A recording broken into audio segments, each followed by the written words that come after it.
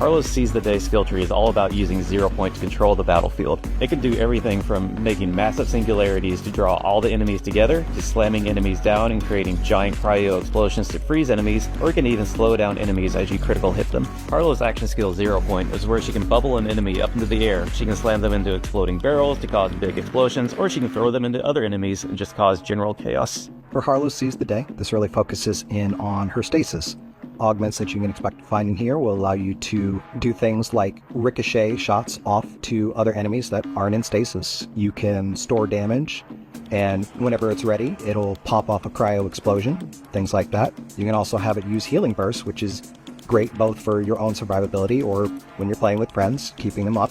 One thing that I particularly think is really cool about it is when you kill an enemy, it will continue to bounce around to other enemies in the area. This does make it so that the duration on each of those bounces is a little bit shorter, but it's still really cool to see it bounce around and like capture enemies and keep that effect going. I feel like every time we make a player character, there's always something we have to leave behind that sticks with me and I want to bring into future games. In Borderlands 3, I had to design an Amara skill to where she runs up, puts an enemy in phase grasp, and then kicks them into other enemies. We couldn't really do that in Borderlands 3, but with Borderlands 4, we get to do that with Harlowe, where she can pick up enemies and start flinging them into other enemies. I love that she has this giant disco ball of doom that she can send out into a battlefield and just nuke everything.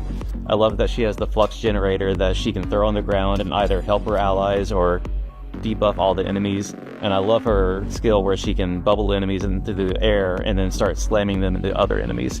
That's something I've always wanted to make a character do in the Borderlands universe, and I finally get to. So satisfying!